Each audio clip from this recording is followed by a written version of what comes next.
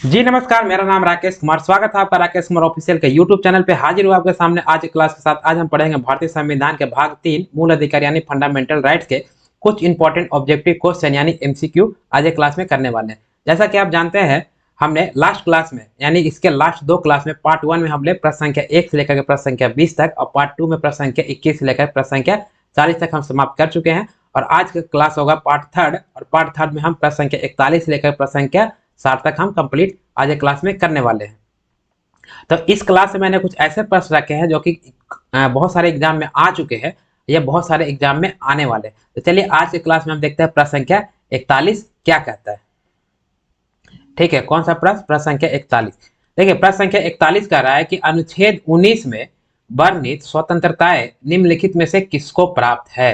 ठीक है, किसको प्राप्त है? तो कह रहा है, ऑप्शन क्या कहता है? ऑप्शन कह रहा है कि आपके भारत के निवासियों को, भारत में पैदा हुए सभी व्यक्ति को, केवल भारतीय नागरिकों को या उपयुक्त सभी को। ठीक है, तो सबसे पहले इस प्रश्न का जवाब करने से पहले हम पहले समझते हैं कि अनुच्छेद 19 में क्या है।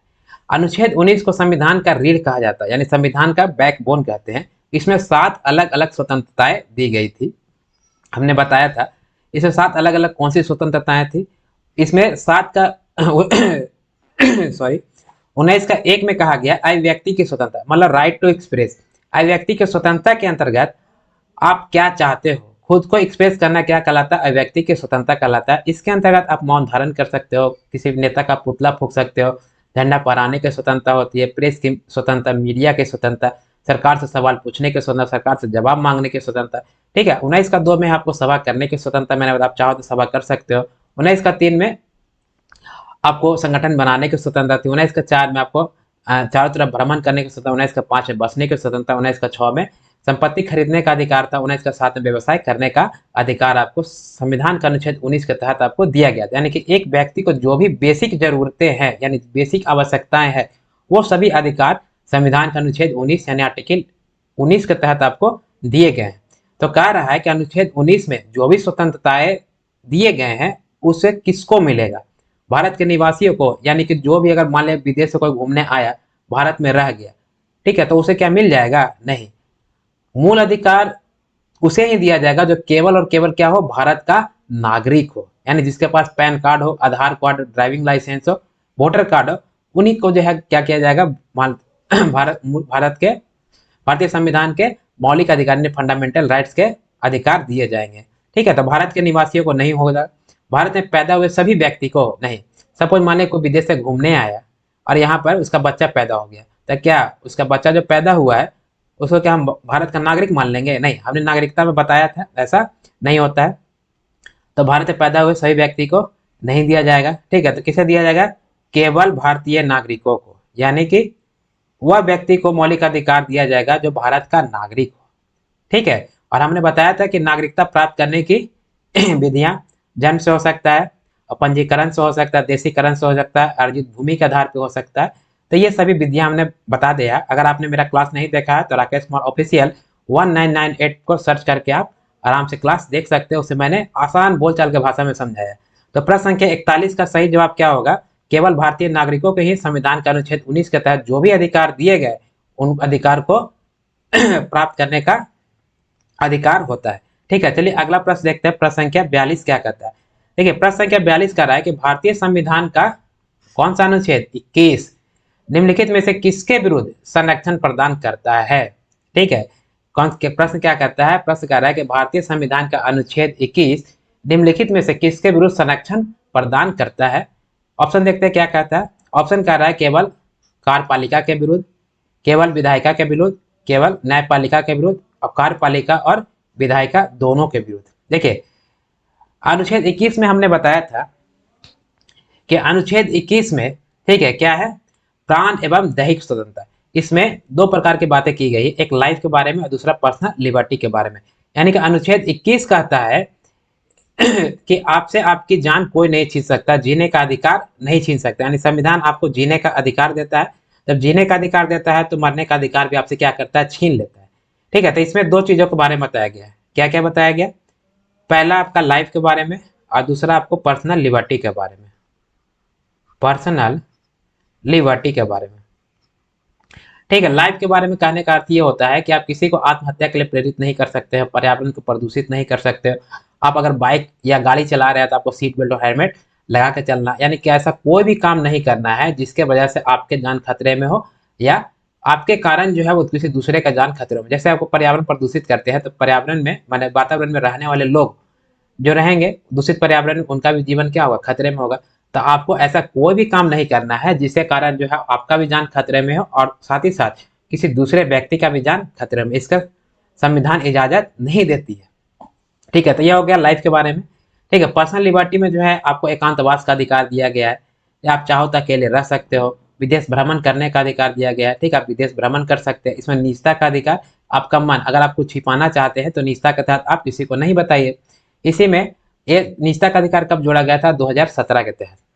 इसी में एक सबसे खतरनाक अधिकार था व्यभिचार या एडल्ट्री का। व्यभिचार मतलब क्या है कि कोई शादीशुदा महिला किसी पुरुष के साथ अवैध संबंध या शारीरिक संबंध रखती है, तो पहले यह अवैध था, मतलब पहले यह अपराध था, अब इसे अधिकार बना दिया गया। तो कोई भी शादीशुदा महिला अगर किसी अनजान पुरुष के साथ अवैध संबंध, शारीरिक संबंध या उसके चक्कर में फंसा हुआ है तो उसे हम व्यभिचार या एडल्ट्री कहते थे।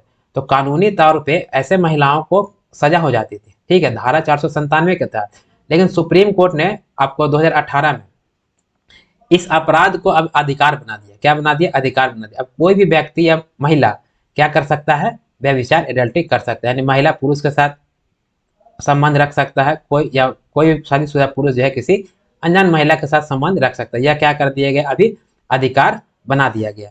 तो कह रहा है कि अनुच्छेद 21 के तहत जो भी आपको मूल अधिकार दिए गए हैं वह किसके विरुद्ध संरक्षण प्रदान करता है।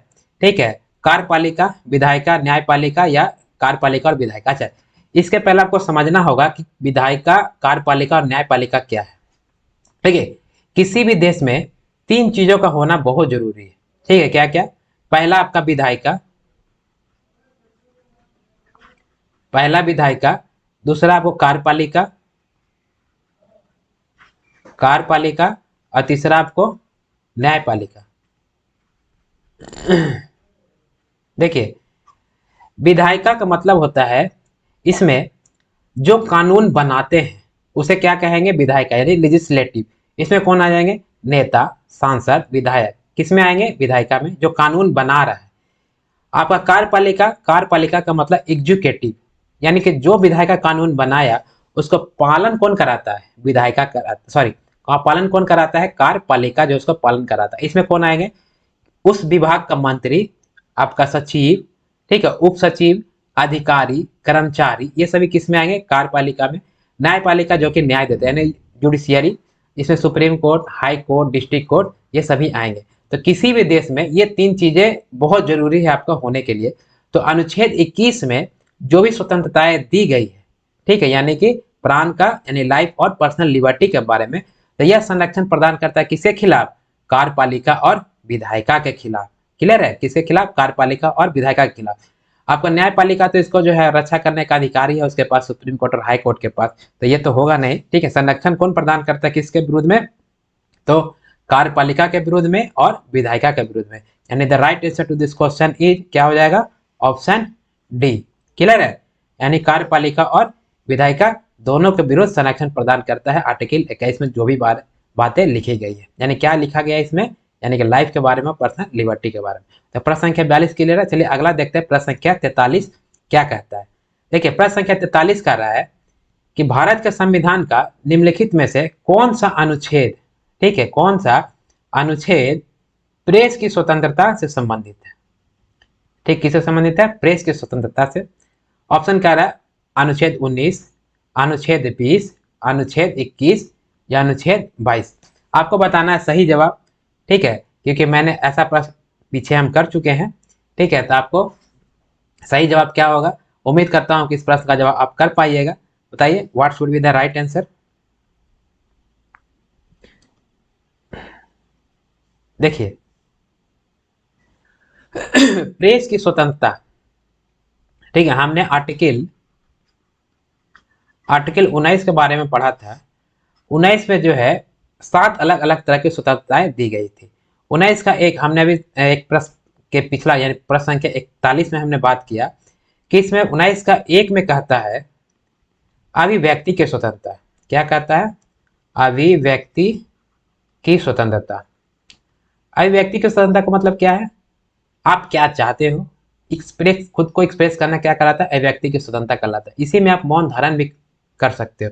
जैसे किसी महापुरुष का मृत्यु हो जाए तो आप क्या करते हो? मौन धारण व्यक्त करते हो। जैसे आपका अटल बिहारी वाजपेयी का मृत्यु हो जाए या आप एपीजे अब्दुल कलाम साहब का मृत्यु हो जाए, तो आप जो है मौन धारण करते हो। मौन धारण करने से वो व्यक्ति जीवित नहीं होता है, लेकिन हाँ, आप अपने आप को एक्सप्रेस करते हो कि हाँ, इनके देहांत से हम क्या है, बहुत ज्यादा दुखी हैं। यानी खुद को एक्सप्रेस करना अभिव्यक्ति की स्वतंत्रता कहलाता है। मौन धारण करना अभिव्यक्ति की स्वतंत्रता कहलाता है। इसी के अंतर्गत प्रेस की स्वतंत्रता और मीडिया की स्वतंत्रता भी है। यानी कि प्रेस की स्वतंत्रता और मीडिया की स्वतंत्रता किसके अंतर्गत आता है? तो अनुच्छेद 19 के 1 के तहत आता है। ठीक है, इसी में पुतला फूकने की स्वतंत्रता, झंडा फहराने की स्वतंत्रता, सरकार से सवाल पूछने की स्वतंत्रता, सरकार से जवाब मांगने की स्वतंत्रता, ये सभी किस में आता है? व्यक्ति की स्वतंत्रता में आता है।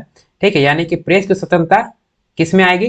ठीक है, तो संविधान का अनुच्छेद 19 के तहत 19 का 1 में आएगा। यानी कि व्यक्ति की स्वतंत्रता के अंतर्गत प्रेस की स्वतंत्रता दी गई है। यानी the right answer to this question is क्या हो जाएगा? Option A, article 19। क्लियर है? प्रश्न संख्या 43 क्लियर है। चलिए अगला देखते हैं, प्रश्न संख्या 44 क्या कहता है। देखिए, प्रश्न संख्या 44 कह रहा है कि निम्नलिखित में नागरिकों का स्वतंत्रता संबंधी सही अधिकार कौन सा है? ठीक है, किससे? नागरिकों का स्वतंत्रता संबंधी सही अधिकार आपको बताना है। This question is very very important. ठीक है, क्योंकि यह बीपीएससी 2005 में आया हुआ प्रश्न है। कह रहा है कि हथियार सहित सभा करने की स्वतंत्रता आपको दिया गया है नागरिकों को, या सरकार के विरुद्ध षड्यंत्र करने की स्वतंत्रता, भाषण तथा विचार व्यक्त करने की स्वतंत्रता, या विदेश में घूमने की स्वतंत्रता। आपको बताना है सही जवाब क्या होगा। ठीक है, what should be the right answer. ठीक है, आपको सही जवाब बताना है कि नागरिकों के स्वतंत्रता संबंधी कौन से अधिकार हैं। ठीक है, किसमें? ऑप्शन के अनुसार आपको बताना है। देखिए, स्वतंत्रता का अधिकार भारतीय संविधान का अनुच्छेद 19 से लेकर के कहाँ तक है? 22 में है। और इसका डिटेल मैंने क्लास की थ्योरी में बताया है। अगर आपने क्लास मेरा नहीं देखा है तो राकेश कुमार ऑफिशियल 199 यूट्यूब पे सर्च कीजिए, आपको मेरा क्लास दिख जाएगा।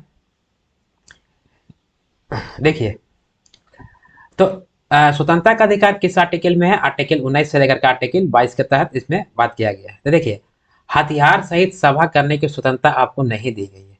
जैसे अगर 19 में हमने बात किया था तो इसमें व्यक्ति की स्वतंत्रता था 19 का 1 में, 19 का 2 में जो है वह सभा करने की स्वतंत्रता थी। ठीक है, तो आपका मन, आप सभा कर सकते हो, लेकिन ऐसा नहीं कि आप हथियार के साथ जो आपको सभा करने की स्वतंत्रता दी गई, आप हथियार नहीं रख सकते हो। और ये गलत है, क्योंकि हथियार रखेंगे तो किसी प्रकार का दुर्घटना हो सकता है, मारपीट हो सकता है। तो हथियार साथ में रख करके आपको सभा करने की स्वतंत्रता नहीं दी गई है। यानी ऑप्शन ए नहीं होगा सही जवाब। अरे, सरकार के विरुद्ध षड्यंत्र करने की स्वतंत्रता, आप सरकार के विरोध कर सकते हैं, लेकिन सरकार के विरुद्ध कोई षड्यंत्र नहीं कर सकते। ठीक है, यानी कि अभिव्यक्ति की स्वतंत्रता, आपको बोलने का अधिकार दिया गया, तो आप सरकार का विरोध कीजिए। कोई नेता पसंद नहीं है तो उसका पुतला फूंक दीजिए, कोई दिक्कत नहीं है। लेकिन सरकार के खिलाफ आप क्या नहीं कर सकते हो? षड्यंत्र नहीं कर सकते हो। ठीक है, ऑप्शन अगला क्या है? कह रहे कि भाषण तथा विचार व्यक्त करने की स्वतंत्रता। हाँ, ये जो है आपको क्या है? स्वतंत्रता के अधिकार के अंतर्गत आएंगे। ठीक है, भाषण देने की स्वतंत्रता, आप अब सभा कीजिएगा। ठीक है, 19 का 3 में क्या था? संगठन बनाने की स्वतंत्रता। तब सभा कीजिएगा तो भाषण दीजिएगा ना जी, कि नहीं दीजिएगा? तो भाषण देने की स्वतंत्रता आपको स्वतंत्रता संबंधी अधिकार है। ठीक है, विचार व्यक्त करने की स्वतंत्रता, इसमें हमने बताया था राइट टू एक्सप्रेस, मतलब आप क्या चाहते हो। ठीक है, खुद को एक्सप्रेस करना, मतलब खुद का विचार व्यक्त करना, किस में आएगा? अभिव्यक्ति की स्वतंत्रता के अंतर्गत आएगा। और व्यक्ति की स्वतंत्रता और यानी सभा या संगठन बनाने की स्वतंत्रता किस में आएगा? आर्टिकल 19 के तहत आएगा। यानी the right answer to this question is option C, भाषण तथा विचार व्यक्त करने की स्वतंत्रता जो है वह भारतीय नागरिकों को स्वतंत्रता संबंधी अधिकार दिए गए हैं। क्लियर है? प्रश्न संख्या 44 क्लियर है। चलिए अगला देखते हैं, प्रश्न संख्या 45 क्या कहता है। प्रश्न संख्या 45 कहता है कि प्रेस की स्वतंत्रता किस अधिकार के निहित है?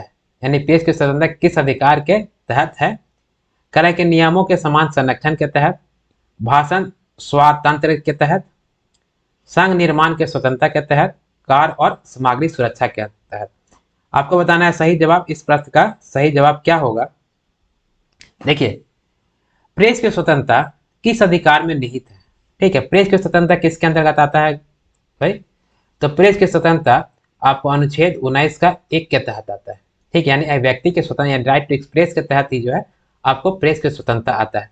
तो प्रेस का स्वतंत्रता जो है, यानी कि इसमें प्रेस और मीडिया को मतलब अधिकार दिया गया, स्वतंत्रता दी गई है। तो ये आपको किस में आएंगे? भाषण स्वतंत्रता में आएंगे। किस में? भाषण स्वतंत्रता में आएंगे। प्रेस चाहे तो वह भाषण दे सकता है, आप सरकार से सवाल पूछ सकता है, सरकार से जवाब मान सकता है। तो किस में आएगा? भाषण स्वतंत्रता के अंतर्गत आएगा। यानी the right answer to this question is क्या हो जाएगा? Option B. प्रश्न संख्या 45 क्लियर है। अगला देखते हैं प्रश्न संख्या 46 क्या कहता है। प्रश्न संख्या 46 कह रहा है कि निम्नलिखित में से कौन मौलिक अधिकार नहीं है? आपको बताना है कि जो ऑप्शन दिए गए हैं उसमें से कौन से मौलिक अधिकार नहीं है। ठीक है, यानी कि मौलिक अधिकार कहां से कहां तक? अनुच्छेद 12 से लेकर के 35 तक, और इसमें 7 अलग अलग मौलिक अधिकार हमने बताया था। समानता का अधिकार, स्वतंत्रता का अधिकार, शोषण के विरुद्ध अधिकार, धार्मिक स्वतंत्रता का अधिकार, शिक्षा और संस्कृति का अधिकार, संपत्ति का अधिकार जो कि अभी नहीं है मूल अधिकार, और संवैधानिक उपचार। तो इसमें आपको बताना है कि कौन सा जो है आपको मौलिक अधिकार नहीं है। ऑप्शन कह रहा है कि बोलने का अधिकार मौलिक अधिकार नहीं है, व्यवसाय करने का अधिकार मौलिक अधिकार नहीं है, हड़ताल पर जाने का अधिकार, या धर्म का अधिकार। ठीक है, हड़ताल पर जाने का अधिकार या धर्म का अधिकार आपको बताना है सही जवाब। और यह क्वेश्चन जो है आपको कब आया हुआ है?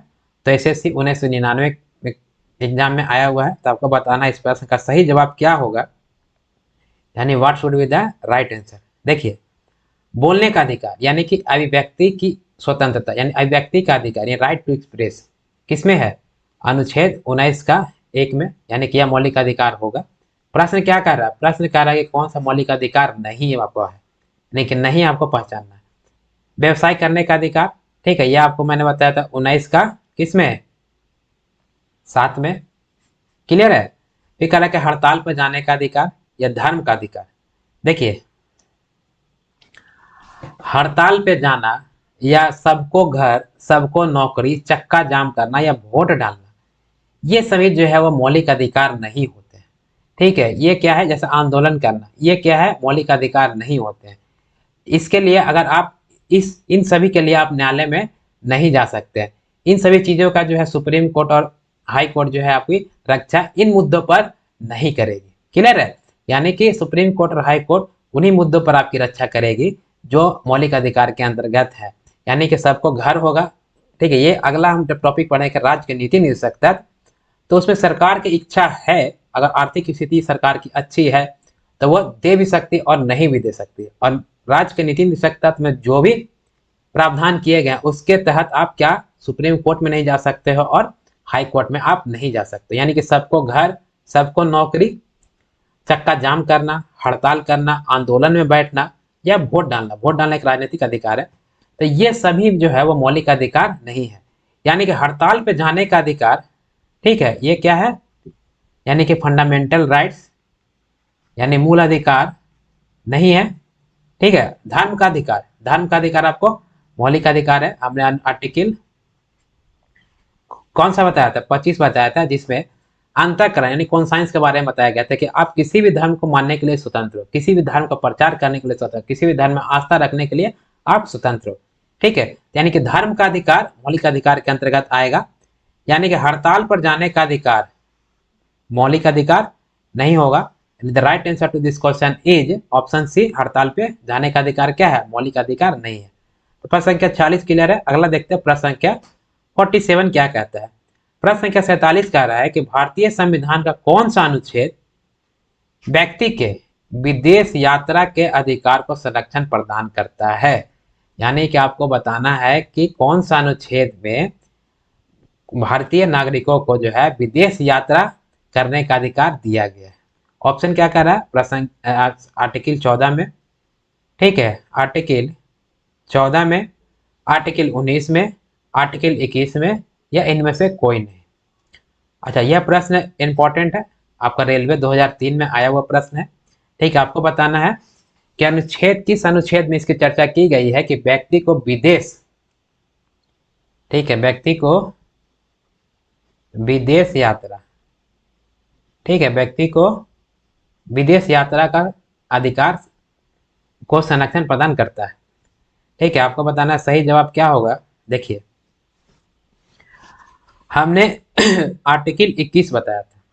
कौन सा आर्टिकल? आर्टिकल 21। अच्छा, मैं प्रत्येक प्रश्न का था डिटेल में एक्सप्लेनेशन इसलिए कर रहा हूं क्योंकि इससे तो आपका जो है प्रश्न छूटेगा नहीं। अगर सेम टाइप का प्रश्न पूछा तब तो छूटेगा ही नहीं। अगर इससे थोड़ा डाइवर्ट करके भी प्रश्न पूछता है तो आपको सारे प्रश्न बन जाएंगे और आपका रिवीजन भी हो जाएगा। ठीक, इसलिए मैं कोशिश करता हूँ कि प्रत्येक प्रश्न को, मतलब जिस जिस भी आर्टिकल से संबंधित प्रश्न होते हैं उस आर्टिकल को हम डिटेल में चर्चा कर दें। क्लियर है? तो क्लास थोड़ा लंबा होगा लेकिन आपको याद भी होगा और समझ में भी आएगा। तो आर्टिकल 21 में दो चीजों के बारे में बताया गया। ठीक है, क्या? प्राण एवं दैहिक स्वतंत्रता।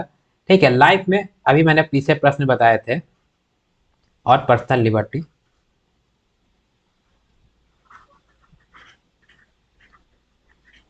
पर्सनल लिबर्टी, लाइफ में आप किसी को आत्महत्या के लिए प्रेरित नहीं कर सकते हो, पर्यावरण को प्रदूषित नहीं कर सकते हो। ठीक है, पर्सनल लिबर्टी के अंतर्गत एकांतवास में रहने का अधिकार, आपका मन, आप अकेले रह सकते हो। इसी के अंतर्गत विदेश भ्रमण करने की स्वतंत्रता दी गई है। ठीक है, पर्सनल लिबर्टी में क्या है? अकेला, एकांतवास। ठीक है, एकांतवास। इसी में आपको विदेश भ्रमण है, विदेश भ्रमण। क्लियर है? यानी पहला, दूसरा, तीसरा कहता है निजता का अधिकार, यानी प्राइवेसी का अधिकार है इसमें। और चौथा आपको अडल्ट्री माने कि व्यभिचार। ठीक है, एडल्ट्री का अधिकार आपको दिया गया। यानी कि विदेश भ्रमण करने का अधिकार किसके अंतर्गत आता है? दैहिक स्वतंत्रता के अंतर्गत, यानी पर्सनल लिबर्टी के अंतर्गत आता है। और लाइफ और पर्सनल लिबर्टी इस आर्टिकल में इसकी चर्चा की गई है, तो आर्टिकल 21 के तहत चर्चा की गई है। यानी कि the right answer to this question is क्या हो जाएगा? Option C. यानी किस आर्टिकल में? आर्टिकल 21 में बताया गया है कि आपको विदेश भ्रमण करने का अधिकार दिया गया है। ठीक है, और प्रश्न और इस ऑप्शन में क्या क्या है? तो अनुच्छेद 14 में क्या है? विधि के समक्ष समान संरक्षण, यानी कानून सबका समान संरक्षण करती है, बचाएगी भी एक जैसा, रक्षा भी सबको बराबर करती है। अनुच्छेद 19 में क्या है? इसमें अलग अलग स्वतंत्रताएं दी गई, इसे संविधान का रीढ़ कहा जाता है। हम काफी बात कर चुके हैं इसके बारे में। ठीक है, यानी the right answer this question is क्या हो जाएगा? ऑप्शन सी। आर्टिकल 21 में आपको विदेश भ्रमण का अधिकार दिया गया है। ठीक है, तो प्रश्न संख्या अगला देखते हैं। प्रश्न संख्या 48 क्या कहता है? प्रश्न संख्या 48 कह रहा है कि निम्नलिखित में से किन्हें सर्वोच्च न्यायालय ने मौलिक अधिकार के रूप में मान्यता दी है? ठीक है, किसे सर्वोच्च न्यायालय ने मौलिक अधिकार के रूप में मान्यता दी है? यह प्रश्न आया आपका यूपीपीसीएस 1997 के तहत। अच्छा, कौन कौन सा अधिकार कह रहा है? कि आवास का अधिकार मौलिक अधिकार के अंतर्गत है, विदेश यात्रा का अधिकार, समान कार्य के लिए समान वेतन का अधिकार। ठीक है, ऑप्शन कह रहा है कि 1 और 2 सही है, 2 और 3 सही है, 1 और 3 सही है, या 1, 2, 3 सभी सही है। आपको बताना है सही जवाब। इसका सही जवाब क्या होगा? यानी सर्वोच्च सॉरी सर्वोच्च न्यायालय ने मौलिक अधिकार के रूप में मान्यता किसे दी है? ठीक है, आवास का अधिकार, विदेश यात्रा का अधिकार, समान कार्य के लिए समान वेतन का अधिकार। देखिए, अभी हमने लास्ट प्रश्न में कहा कि सबको घर, सबको नौकरी, हड़ताल, चक्का जाम करना या वोट डालने का अधिकार, ये सभी जो है मौलिक अधिकार यानी फंडामेंटल राइट्स के अंतर्गत नहीं आते हैं। क्लियर है? लेकिन विदेश यात्रा करने का अधिकार संविधान के अनुच्छेद 21 के तहत दैहिक स्वतंत्रता है हमारी। ठीक है, पर्सनल लिबर्टी है। इसमें आपको एकांतवास है, विदेश भ्रमण है, निजता का अधिकार और व्यभिचार माने एडल्ट्री है। यानी कि विदेश यात्रा का अधिकार जो है वो क्या है? मौलिक अधिकार है। समान कार्य के लिए समान वेतन। ठीक है, आपको कानून के समक्ष सबका समान संरक्षण है। ठीक है, सजा भी सबको बराबर देती है। तो वेतन भी क्या होगा? आपको भेदभाव नहीं करना, यानी कि जाति, धर्म। अच्छा, अनुच्छेद 15 में कहा गया है कि जाति, धर्म, लिंग और जन्म स्थान के आधार पर आपको भेदभाव नहीं करना। यानी लिंग का मतलब क्या? महिला और पुरुष। यानी कि जो काम महिला कर रही है और जो काम पुरुष कर रहा है, ठीक है, तो अगर पुरुष भी अगर सेम काम को 8 घंटे करती है तो उसे अगर 20,000 रुपया तनख्वाह दिया जाता है, तो महिला को भी उसी काम के उसी इतना ही समय के लिए समान वेतन दिया जाएगा। यानी कि लिंग के आधार पर आपको भेदभाव नहीं करना है। किसमें है? आर्टिकल 15 के तहत है। यानी कि समान कार्य के लिए समान वेतन, यह हमारा मौलिक अधिकार है, यानी फंडामेंटल राइट्स है। यानी the right answer this question is क्या हो जाएगा? और 2 और 3 हमारा सही है। ठीक है, 2 और 3 किसमें है? यानी कि the right answer to this question is option B 2 और 3, यानी कि विदेश यात्रा का अधिकार मौलिक अधिकार है, समान कार्य के लिए समान वेतन का अधिकार मौलिक अधिकार है, लेकिन आवास का अधिकार मौलिक अधिकार नहीं है। लेकिन अगर आवास का अधिकार मौलिक अधिकार होता तो पता चला कि जिसके पास घर नहीं है वो सीधा सुप्रीम कोर्ट में चला जाएगा कि जज साहब आवास का अधिकार मौलिक अधिकार है, हमारा आवास नहीं है, ठीक है, हमको आवास दिलाइए। तब तो पता चलता सरकार को आवास दिलाते दिलाते पसीना छूट जाता है। इसलिए आवास का अधिकार क्या है, मौलिक अधिकार के अंतर्गत नहीं आएंगे। क्लियर है? या किस में आएंगे, राजनीतिक तत्व में आएंगे। हम आगे बात करेंगे इसके बारे में भाग 4 में। ठीक है, अगला प्रश्न देखते हैं। आपका प्रश्न संख्या 49 क्या कहता है? प्रश्न संख्या 49 कह रहा है कि भारतीय संविधान में प्रदत्त स्वतंत्रता का अधिकार के संबंध में निम्नलिखित में से कौन सा सत्य नहीं है? ठीक है, क्या है? सत्य नहीं है बताना है आपको। ठीक है, यानी स्वतंत्रता के अधिकार में कौन सा सत्य नहीं है वो आपको बताना। कह रहा है कि भाषण व अभिव्यक्ति की संबंधित स्वतंत्रता, देखिए यहां पर जो है छूट गया है, भाषण व अभिव्यक्ति की बाधित संबंधित स्वतंत्रता है, यहां पर हो जाएगा बाधित। प्रिंटिंग मिस्टेक हो गया है, टाइपिंग मिस्टेक। ठीक है, ये हो जाएगा बाधित संबंधित स्वतंत्रता, संघ बनाने की स्वतंत्रता, भारत में भ्रमण करने की स्वतंत्रता, या इनमें से कोई नहीं। आपको बताना भारतीय संविधान में स्वतंत्रता के अधिकार से संबंधित कौन सा सत्य नहीं है। ठीक है, यानी कि सत्य नहीं है, उसका आपको सही जवाब होगा। देखिए, भाषण और अभिव्यक्ति इसकी स्वतंत्रता मौलिक अधिकार के अंतर्गत आएंगे। ठीक है, संघ बनाने के स्वतंत्रता इसका भी मौलिक अधिकार के अंतर्गत आएंगे। भारत में भ्रमण करने की स्वतंत्रता यह भी आपको मौलिक अधिकार में, यानी कि यह आएगा आपको किस में, 19 का 4 में। ठीक है, यानी संघ बनाने संगठन बनाने का किस में दिया गया, 19 का 3 में। अच्छा, प्रश्न संख्या ऑप्शन ए में कहा गया है कि भाषण व अभिव्यक्ति के बाधित संबंधित स्वतंत्रता है। अगर यहाँ पर बाधित नहीं होता तब यह मौलिक अधिकार था, लेकिन यहाँ पर ऑप्शन में दिया है बाधित संबंधित स्वतंत्रता है।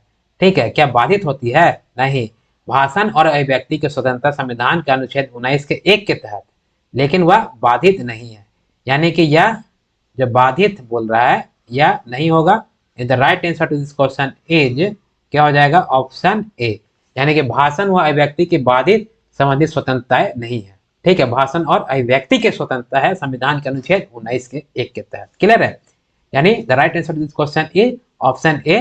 ठीक है, भाषण व अभिव्यक्ति की बाधित स्वतंत्रता नहीं है, सिर्फ स्वतंत्रता है। ठीक है, अगला प्रश्न देखते हैं। प्रश्न संख्या 50 क्या कहता है?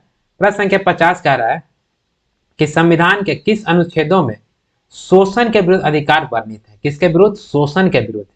ठीक है, यह प्रश्न इंपॉर्टेंट है, आया हुआ आपको यूपीपीसीएस 1998 में। ठीक है, ऑप्शन क्या कहता है? ऑप्शन कह रहा है शोषण के विरुद्ध अधिकार पूछ रहा है। ठीक है, आपको बताना है अनुच्छेद 14 से 18, अनुच्छेद 19 से 22, अनुच्छेद 23 से 24 या अनुच्छेद 25 से 30। ठीक है, आपको बताना है सही जवाब। बताइए what should be the right answer. ठीक है, ये हमने पढ़ाया है आप लोग को। देखिए, अनुच्छेद 14 से 18, हम फंडामेंटल राइट्स में कितने प्रकार के अधिकार भारतीय नागरिकों को दिया गया है? 7 प्रकार के। ठीक है, अभी वर्तमान में कितने हैं? 6। संपत्ति के अधिकार को हटा दिया गया। तो अनुच्छेद 14 से 18 यह कौन सा अधिकार देता है?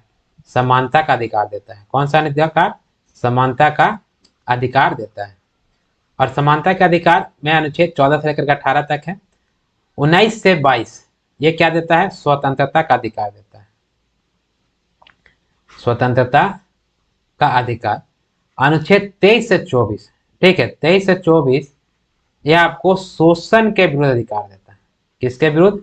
शोषण के विरुद्ध अधिकार देता है। और ये 25 से 28 नहीं होगा, 30 नहीं होगा, यह आपका क्या हो जाएगा?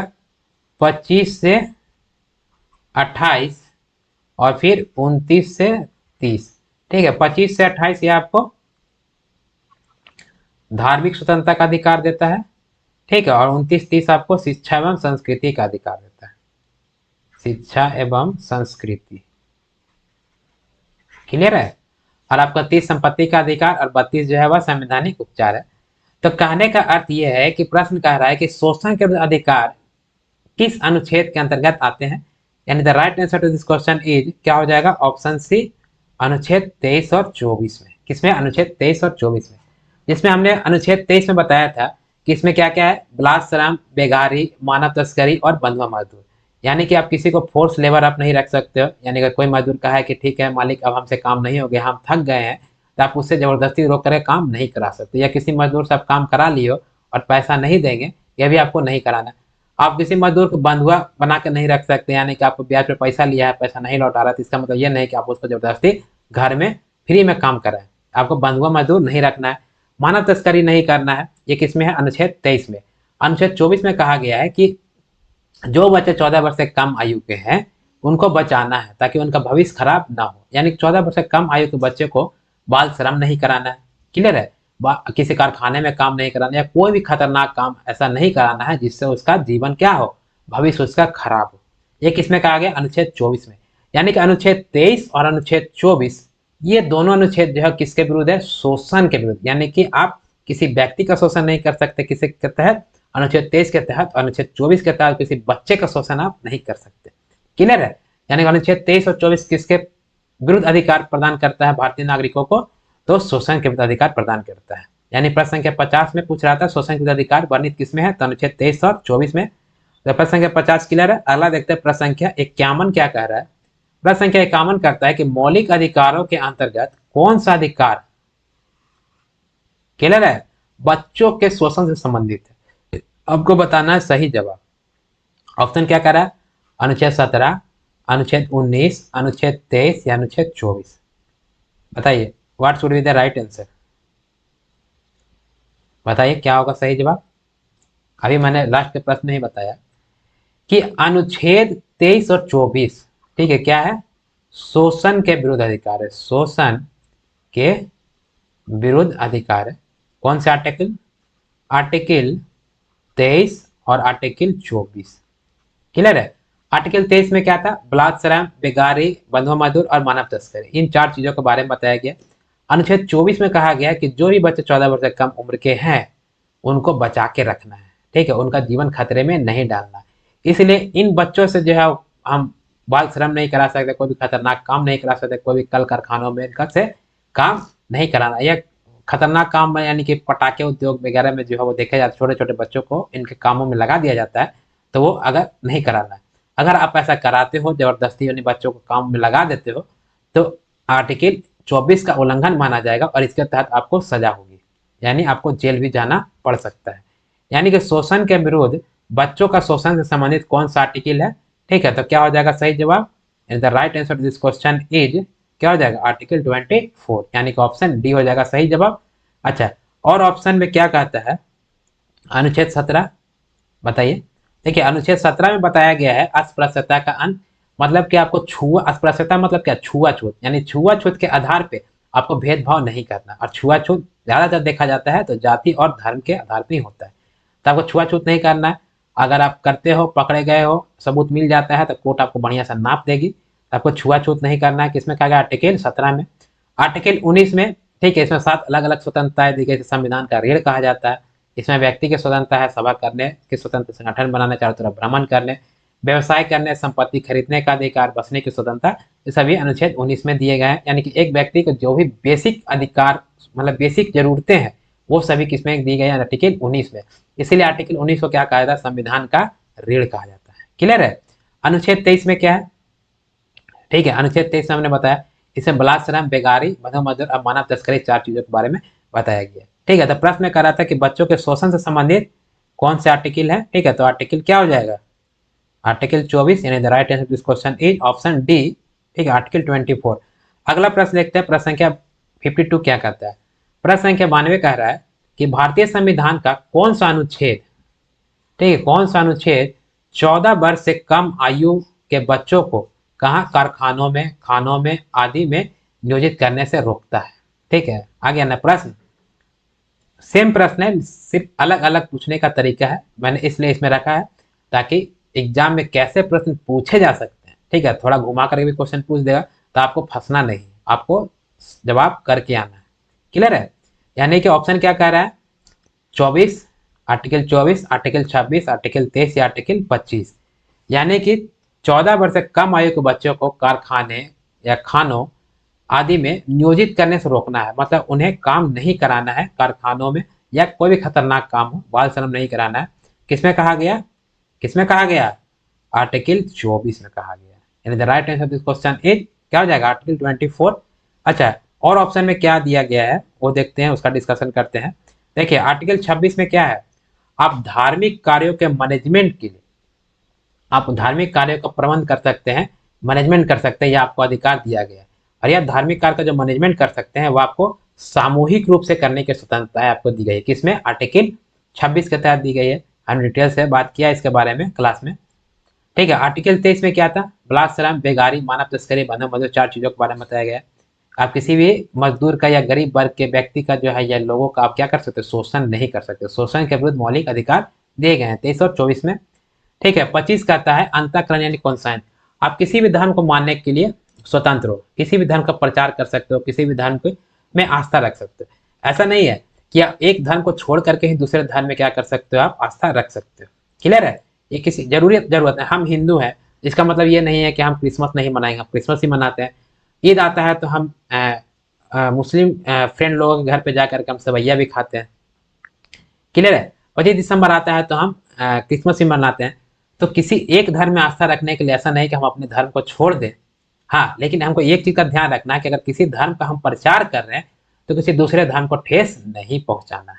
क्लियर है, ये किसमें कहता है, अंतःकरण यानी कौन सा, ये व्यक्तिगत है।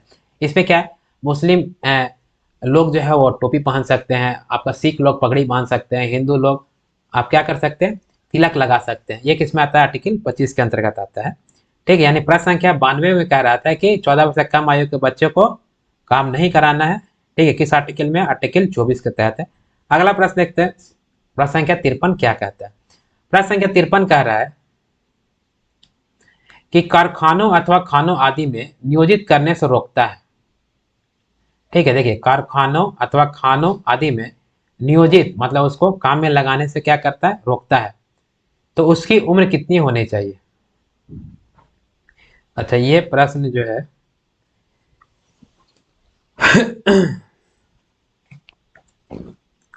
देखिए उसकी उम्र कितनी होनी चाहिए, 12 वर्ष हो। नहीं, प्रश्न ऐसे होना चाहिए, प्रश्न थोड़ा सा मिस टाइपिंग है। कह रहा है कि कारखानों अथवा खानों आदि में नियोजित करने से रोकता है, ठीक है, रोकता है। तो 14, उसकी बच्चों की उम्र कम से कम कितनी होनी चाहिए, ठीक है। बच्चों की उम्र क्या होनी चाहिए, कम से कम कितनी उम्र होनी चाहिए, ठीक है। रोकता है 12 वर्ष हो तब, 14 वर्ष हो तब, 18 वर्ष हो तब, या 20 वर्ष हो तब। आपको बताना सही जवाब कि कारखाने या खाने यानी कोई भी खतरनाक काम अगर बच्चे से आप करा रहे हैं तो उसको रोकना है, ठीक है। तो उसकी उम्र कितनी होनी चाहिए, ठीक है। तो 14 वर्ष से कम अगर उम्र है तो उसको रोकना चाहिए, ठीक है। यानी 14 वर्ष से क्या हो, 14 वर्ष से कम, तभी रोकना है। ये क्या होगा, कम होगा।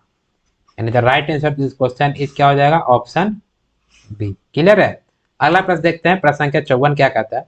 प्रश्न संख्या 54 कह रहा है कि भारतीय संविधान के अनुसार किसी भी व्यक्ति को जिसे अच्छा गिरफ्तार अथवा बंदी किया जाता है, गिरफ्तार अथवा क्या था, गिरफ्तार अथवा बंदी किया जाता है, यानी कि अरेस्ट किया जाता है, तो सबसे नजदीकी मजिस्ट्रेट के समक्ष उपस्थित करना होगा, ठीक है। यानी कि आप किसी भी व्यक्ति को अगर गिरफ्तार करते हो तो कह रहा है कि सबसे नजदीकी मजिस्ट्रेट के पास आपको समक्ष क्या करना है, उपस्थित करना है, ठीक है। अब कितने समय में आपको उपस्थित करना है मजिस्ट्रेट के सामने, यह प्रश्न पूछ रहा है। ऑप्शन ए कह रहा है कि 12 घंटे के अंदर, 24 घंटे के अंदर, 48 घंटे के अंदर, या 72 घंटे के अंदर। यह प्रश्न आया है एसएससी 2021 रिसेंटली आया हुआ प्रश्न, ठीक है, यानी इंपॉर्टेंट है। देखिए यह प्रश्न जो है वह किससे है, आर्टिकल 22 से। किससे है, आर्टिकल यानी 22 से। इसमें हमने बताया था गिरफ्तारी से संरक्षण, क्या था, गिरफ्तारी से संरक्षण, यानी कि प्रिवेंशन अगेंस्ट अरेस्ट। इसमें दो चीजों के बारे में बताया था, ठीक है। पहला था आपका दंडात्मक, ठीक है, यानी कि पुनेटिव, और दूसरा था आपको निषेधात्मक, निषेधात्मक, यानी कि प्रिवेंटिव, क्या था, प्रिवेंटिव। अच्छा, दंडात्मक के तहत जो है वो तीन चीजों के बारे में है। पहला आपका वारंट, दूसरा आपको 24 घंटे के अंदर क्या है, जज के पास लेके जाना है, और तीसरा आपको वकील रखने का अधिकार है। यानी आर्टिकल 22 में जो है दो चीजों के बारे में बताया गया। एक आपका दंडात्मक, मतलब कि अगर आप अपराध करते हो तो आपको दंड दिया जाएगा। निषेधात्मक मतलब रोकना, यानी अपराध करने से पहले ही उसे रोक दिया जाता है। तो दंडात्मक में जो है वो तीन चीजें कौन कौन सी है, वारंट, यानी कि अगर आप अपराध कर दिए हैं तो पुलिस गिरफ्तार करने से पहले आपको दिखाएगी वारंट। क्लियर है? यानी कि अगर पुलिस आपको गिरफ्तार करती है तो आपको पुलिस क्या दिखाएगी, पहले वारंट दिखाएगी। ठीक है, बिना वारंट दिखाए आपको पुलिस जो है गिरफ्तार नहीं कर सकती है। यानी कि कोई भी व्यक्ति अगर आपके ऊपर एफआईआर करता है तो वह एफआईआर आपके खिलाफ क्या बन जाता है, वारंट बन जाता है। क्या बन जाता है, वारंट बन जाता है। यानी कि कोई भी व्यक्ति अगर एफआईआर दायर कर दिया गया है तो पुलिस आएगी या फोन करेगी, फलाना आदमी आप ही बोल रहे हो, तो आप बोलेंगे हाँ हम ही बोल रहे हैं, तो पुलिस कहेगी ठीक है थाना पर आ जाइए। अगर आप चल जाते हैं तो ठीक है, नहीं जाते हैं तो आपको घर से उठा के लेके जाएगी। अब अगर पुलिस आपको गिरफ्तार की है, या मतलब गिरफ्तार करने वारंट आपके खिलाफ दायर कर दिया गया, मतलब एफआईआर, वही तो वारंट बन गया, यानी एफआईआर हो गया है, तो आपका अपराध गिरफ्तारी के लायक है कि नहीं यह आपको पता होगा। चाहे अगर मान लिया किसी को आप एक आध थप्पड़ मारे हैं तो हो सकता है पुलिस जो है वह कंप्रोमाइज करके छोड़ देगी, या किसी को आप मार के आप माथा का पर फोड़ दिए तो आपको पुलिस पक्का गिरफ्तार करेगी। यानी कि कोई भी दूसरे व्यक्ति के द्वारा जो एफआईआर दायर किया जाता है वो आपके खिलाफ क्या बन जाता है, वारंट बन जाता है। यहाँ तक क्लियर है? अच्छा, इसमें जो है आपको पुलिस स्टेशन में जेल नहीं होता है। क्या नहीं होता है, जेल नहीं होता है। एक लॉकअप होता है जिसमें 8-10 लोग रहने की व्यवस्था होती है। पुलिस स्टेशन में खाने पीना खिलाने का जो है कोई व्यवस्था नहीं है। यानी कि पुलिस स्टेशन में रहने का जगह नहीं है, खाने पीने खिलाने का जगह नहीं है। तो थाना जो है आपको 24 घंटे से ज्यादा आपको नहीं रख सकती है।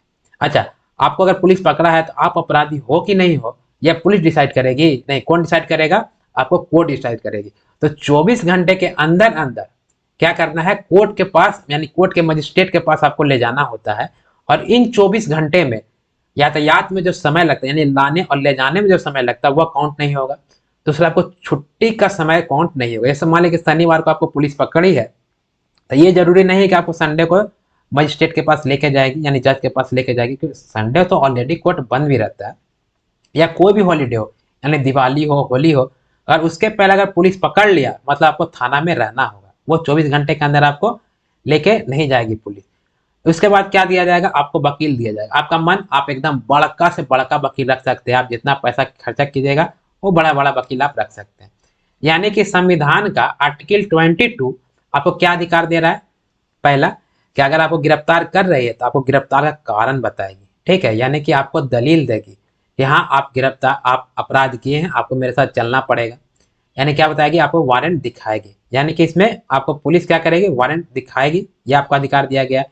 अच्छा, अगर पुलिस गिरफ्तार करती है तो 24 घंटे के अंदर आपको कोर्ट में मजिस्ट्रेट के सामने लेके जाना होता है। आप कोर्ट में भी क्या कर सकते हैं, उसके बाद आप वकील रख सकते हो। ठीक है, अपने मन पसंद का वकील रख सकते हो। आप अपने बातों को रखने का आपको अधिकार है, आप अपने बात वक्तव्य रख सकते हैं। क्लियर है? यानी कि दंडात्मक के तहत क्या क्या बात किया गया है, यानी कि पुलिस गिरफ्तार करने से पहले आपको वारंट दिखाएगी, 24 घंटे के अंदर आपको मजिस्ट्रेट के पास उसको लेकर जाना होता है, और उसके बाद आप क्या कर सकते हो, वकील रख सकते हो। अच्छा, इस 24 घंटे में छुट्टी का समय, यातायात का समय नहीं काउंट होता है। क्लियर? जैसे हो सकता है कि मान लें कि पुलिस स्टेशन से कोर्ट की दूरी काफी ज्यादा, यानी कि 5-6 घंटे की दूरी हो, यानी कि लेके जाने में 5-6 घंटे लग जाता है, तो ये यातायात का समय जो है ना, या हो सकता है ट्रैफिक लगा हो, बहुत अन्य कारण भी हो सकता है, या हड़ताल हो, या बहुत मतलब अलग अलग तरह के कारण हो सकते हैं। तो यातायात में लगा समय और छुट्टी का समय इन 24 घंटे में क्या होगा, काउंट नहीं होगा। क्लियर है? आर्टिकल 22 क्लियर है? यानी गिरफ्तारी संरक्षण आपको 3 प्रकार के अधिकार दंडात्मक के तहत दिए गए हैं। ठीक है, तो प्रश्न संख्या 54 में कह रहा था कि अगर किसी व्यक्ति को जिसे गिरफ्तार अथवा बंदी किया जाता है तो नजदीकी मजिस्ट्रेट के समक्ष उपस्थित करना होता है। ठीक है, कितने समय के अंदर, कितने समय के अंदर, यानी कि 24 घंटे के अंदर आपको मजिस्ट्रेट के समक्ष क्या करना पड़ेगा, उपस्थित करना पड़ेगा। उसके बाद उसको क्या दिया जाएगा, वकील दिया जाएगा। और गिरफ्तार करने से पहले आपको क्या दिखाएगा, पुलिस वारंट दिखाएगा। क्लियर है? यानी 3 अधिकार आपको आर्टिकल 22 के तहत दिए गए हैं। यानी the right answer this question is option B. 24 घंटे के अंदर आप क्या करना है, मजिस्ट्रेट के सामने पुलिस आपको लेके जाएगी। ठीक, क्लियर। प्रश्न संख्या 54। अगला देखते हैं प्रश्न संख्या 55 क्या कहता है। प्रश्न संख्या 55 कह रहा है कि 14 वर्ष से कम आयु के बहुत से गरीब बच्चे, ठीक है, पटाखे बनाने वाले कारखाने में काम करते हैं। किसमें? पटाखे बनाने वाले कारखाने में। कह रहा है इन कारखानों में बच्चों को काम देने से किस मौलिक अधिकार का उल्लंघन होता है। यानी कि 14 वर्ष से कम आयु के बच्चे को अगर आप पटाखे, क्योंकि पटाखे बनाना क्या है, खतरनाक काम है, तो अगर पटाखे बनाने वाले कारखाने में अगर काम कराते हैं तो इस काम कराने से कौन सा मौलिक अधिकार का उल्लंघन होगा। ठीक है, यह आपको बताना है। सही जवाब यह पूछा है आपको प्रश्न एसएससी 2011 में। ऑप्शन में कह रहा है कि समानता का अधिकार का उल्लंघन होगा, शोषण के विरुद्ध अधिकार का उल्लंघन होगा, सांस्कृतिक शिक्षा का अधिकार का उल्लंघन होगा, या तो इनमें से कोई नहीं। आपको बताना है सही जवाब क्या होगा। What should be the right answer. देखिए, समानता का अधिकार किसमें है? 14 से 18 में। ठीक, शोषण के विरुद्ध अधिकार अनुच्छेद 23 से 24 में है। देखिए, शोषण के विरुद्ध अधिकार में हमने बताया था अनुच्छेद 23 में क्या था, बलात्कार, बेगारी, मानव तस्करी, बंधु मजदूर आपको नहीं करना है। इसी में अनुच्छेद 24 में कहा गया है कि जो भी बच्चे 14 वर्ष से कम आयु के हैं उन्हें आप कोई भी खतरनाक काम में आपको नहीं लगाना है। ठीक है, यानी बाल श्रम ही नहीं कराना, खतरनाक काम हो या ना हो उसे कोई काम ही नहीं कराना है। यानी कि बाल श्रम आप नहीं करा सकते हो। तो ये किस आर्टिकल, अगर आप ऐसा करते हो, ठीक है, ये तो अपराध है और इस अपराध का आर्टिकल 24 का उल्लंघन माना जाएगा और आपको सजा हो सकती है, यानी जेल भी हो सकती है अगर आप 14 वर्ष से कम उम्र के बच्चों को क्या करते हैं, कोई भी खतरनाक काम कराते हैं। और पटाखे कारखाने क्या है, खतरनाक काम है। The right answer this question is क्या हो जाएगा, ऑप्शन बी। यानी कि आपको कौन सा अधिकार का उल्लंघन होगा, तो शोषण के विरुद्ध अधिकार का उल्लंघन, आर्टिकल 24 का उल्लंघन होगा। ठीक है, संस्कृति एवं शिक्षा का अधिकार, यह आपको आर्टिकल 29 और 30 में है। ठीक है, इसमें आपको आर्टिकल 29 में बताया गया है कि जाति, धर्म, संस्कृति और भाषा के आधार पे किसी शिक्षण संस्थान या विद्यालय में अल्पसंख्यक यानी माइनॉरिटी के लोगों को शिक्षा से आप वंचित नहीं कर सकते। ठीक है, वही आर्टिकल 30 में बताया गया कि अगर अल्पसंख्यक लोग जो है किसी शिक्षण संस्थान या विद्यालय में अगर असहजता महसूस करता है तो वह खुद का संस्थान खोल सकता है और उसके लिए संस्थान खोलने के लिए या टीचर मुहैया कराने के लिए पैसे कौन देगी, सरकार आपको पैसा देगी। जैसे ऐसे समझते हैं, मान लीजिए कि साउथ का लोग जो है क्या करते हैं, लुंगी पहनते हैं, और हम लोग मतलब बिहार के लोग क्या करते हैं, शर्ट और मतलब जीन्स या शर्ट पैंट पहनते हैं। अभी सपोज कीजिए कोई साउथ का व्यक्ति बिहार में रहता है, ठीक है, उसका तो ट्रेडिशनल है कि वो लुंगी पहनेगा, वो वहाँ पे नॉर्मल चीज़ है, और वो लुंगी पहन के स्कूल में चला गया तो सभी को देखेगा कि सभी लोग शर्ट पैंट पहने हैं, हम लुंगी पहने हैं, तो उसको थोड़ा सा ना मतलब अनकंफर्टेबल फील होगा। अगर उसको लगता है कि जो हम मतलब इसके लिए अलग से संस्थान खोल लें या अलग से संस्थान खुलवाने का मांग करें तो वह ऐसा कर सकता है। किसमें कहा गया आपको, आर्टिकल 30 में कहा गया। किसमें, आर्टिकल 30 में कहा गया। इसमें क्या आ जाएंगे, जैसे मदरसे में जो लोग मुस्लिम लोग क्या करते हैं, बच्चे उनको टोपी पहनते हैं, उनका मौलिक अधिकार है, अंतःकरण के अंतर्गत आएगा।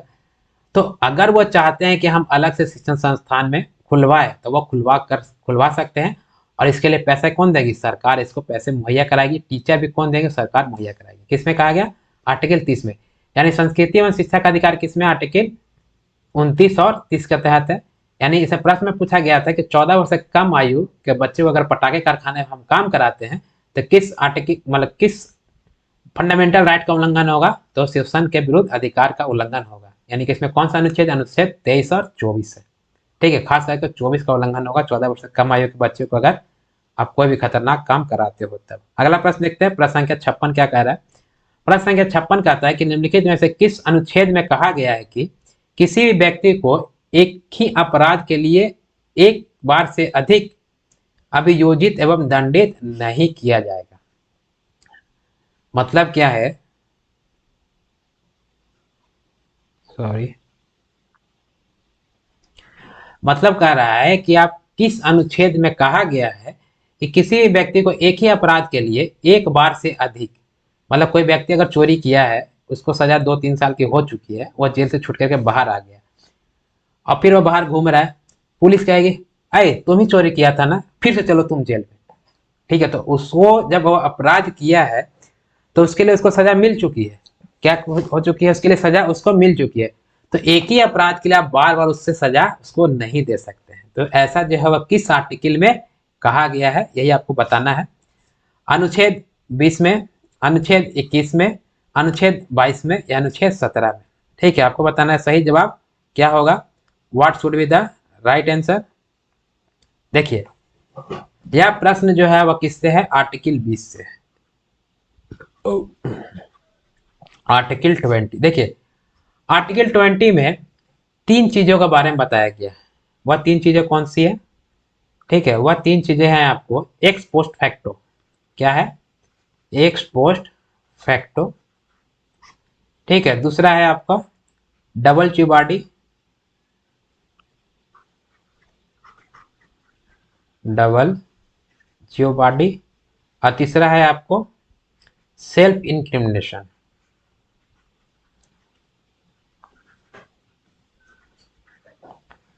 देखिए, एक्स पोस्ट फैक्टो का मतलब होता है कि किसी भी व्यक्ति को सजा सुना रहे हैं तो अपराध के समय कौन सा कानून था, क्या कानून था, सजा उसको उसी के आधार पे सुनाया जाएगा। यानी कि जो व्यक्ति को आप मतलब अपराध किया है तो उस समय कौन सा कानून था, सजा उसको उसी के आधार पे मिलेगा। जैसे कोई व्यक्ति अगर चोरी करता है, चोरी का उम्र सजा 2-2.5 साल की है, वो उसका मुकदमा कोर्ट में चल रहा है, न्यायालय में चल रहा है। अब उसको मुकदमा लड़ते लड़ते 2-3 साल का समय लग गया। अब सरकार कोई नया नियम लेके आ गए कि अब चोरी का सजा जो है वह 2-3 साल से बढ़ा करके 20 साल कर दिया गया। तो अभी क्या वो व्यक्ति जो चोरी किया था उसकी सजा क्या 20 साल की होगी? नहीं। ठीक है, क्या 20 साल की नहीं होगी, कितनी की होगी आपको 2-2.5 साल। यानी कि जब अपराध, यानी कि जब भी कोई व्यक्ति अपराध करता है तो अपराध के पहले का कानून और अपराध के बाद का कानून उस पर लागू नहीं होगा। क्लियर है, उस पर लागू नहीं होगा। यह किसमें कहा गया, एक्स पोस्ट फैक्टो के तहत कहा गया। डबल जीपार्टी कहता है कि एक अपराध की एक सजा। ठीक है, एक अपराध की एक सजा मतलब क्या है कि अगर आप किसी महिला के साथ छेड़खानी करते हो या उससे सामान वगैरह सब छीन लेते हो, ठीक है, फिर उसका आप मर्डर कर देते हो। क्लियर है, तो यहाँ पर आपने 3 अपराध किया है। क्या क्या, एक तो पहला छेड़खानी किए, दूसरा आप उसके साथ सामान छीन लिए यानी कि डकैती किए, और तीसरा उसका मर्डर कर दिए। तो यानी कि अगर सपोज कीजिए कि छेड़खानी का जो है वह धारा के तहत आपको 2 साल की सजा है, डकैती के तहत 4 साल 5 साल की सजा है, और मर्डर के खिलाफ आपको फांसी की सजा है। तो पहले आपको डायरेक्ट फांसी पे नहीं झुला देगा, पहले क्या है, छेड़खानी के लिए आपको 2 साल का सजा काटना होगा, फिर आपको डकैती के तहत जो है आपको 5 साल का सजा काटना होगा, और ये 7 साल के बाद फिर आपको सजा फांसी की दी जाएगी। यानी कि आप जितने अपराध करोगे उतना ही आपको सजा दिया जाएगा। इसका फिल्म में बड़ा दुरुपयोग दिखाया जाता है। फिल्म में कहा जाता है कि आप 1 मर्डर करो या 2 मर्डर करो, सजा समान होगा। ऐसा नहीं, आप जितने अपराध करोगे उतना ही सजा दिया जाएगा। इसका ठीक दूसरी तरफ ये भी है कि अगर मान लिया जाए एक व्यक्ति अगर अपराध कर लिया, उसका सजा जो है वह काट लिया, तो उसी अपराध के लिए उस व्यक्ति को फिर से आप सजा नहीं दे सकते। ठीक, किसमें है, डबल जीपार्टी में। सेल्फ इंक्रिमिनेशन का मतलब होता है कि आप खुद के खिलाफ गवाही नहीं दे सकते। ऐसा मान लिया कोई आप अपराध किए भी नहीं हो, पुलिस आपको पकड़ ली है, कोई फंसा दिया आपको, और पुलिस जबरदस्ती आपको करे कि नहीं तुम कबूल करो कि तुम अपराध किए हो, आप आंख बंद करके कबूल कर लीजिए थाना में। ठीक, आपको कोई दिक्कत नहीं होगा। ठीक है, यानी कि आपको खुद के खिलाफ जो गवाही देते हैं वो मान्य नहीं होती है थाना में। ठीक है, यानी कि आपको खुद के खिलाफ संरक्षण प्रदान है। जो गवाही आप कोर्ट में देंगे वही गवाही आपकी मान्य होगी। क्लियर है, यानी आप खुद के खिलाफ संरक्षण आपको दिया गया है, यानी खुद के खिलाफ गवाही आप नहीं दे सकते। यानी कि इन 3 चीजों के बारे में बताया गया है किसमें, आर्टिकल 20 में। किसमें बताया गया, आर्टिकल 20 में। तो प्रश्न कहा गया है कि किसी भी व्यक्ति को एक ही अपराध के लिए एक बार से अधिक अभियोजित एवं दंडित नहीं किया जाएगा। ठीक है, किसके तहत, डबल जीपार्टी। और डबल जीपार्टी किसमें है, आर्टिकल 20 में। क्लियर है, यानी कि यह प्रश्न का सही जवाब क्या हो जाएगा। ठीक है, सही जवाब क्या होगा बताइए, यानी ऑप्शन ए आर्टिकल 20। यानी आर्टिकल 20 में डबल जीपार्टी के तहत जो है आप किसी व्यक्ति को अगर एक अपराध का सजा वो काट लिया है तो फिर से उसको आप दंडित नहीं कर सकते उसी अपराध के लिए। हाँ, अगर कोई दूसरा अपराध करता है तो फिर आप कर सकते, आप इसके लिए स्वतंत्र है। लेकिन जो अपराध का सजा काट लिया है उसको फिर से उसी अपराध के लिए सजा आप नहीं दे सकते हो। चलिए और देखते हैं कि और ऑप्शन में क्या कह रहा है।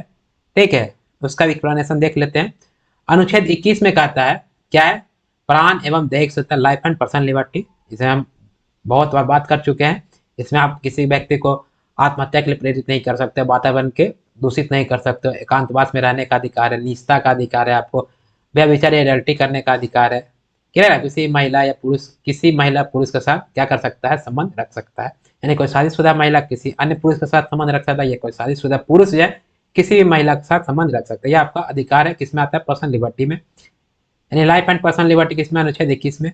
अनुच्छेद 22 में आपको गिरफ्तारी से संरक्षण दिया गया है कि अगर पुलिस आपको गिरफ्तार करती है, सबसे पहले दिखाएगी आपको वारंट। यानी गिरफ्तारी से पहले पुलिस को आपको वारंट दिखाना जरूरी है।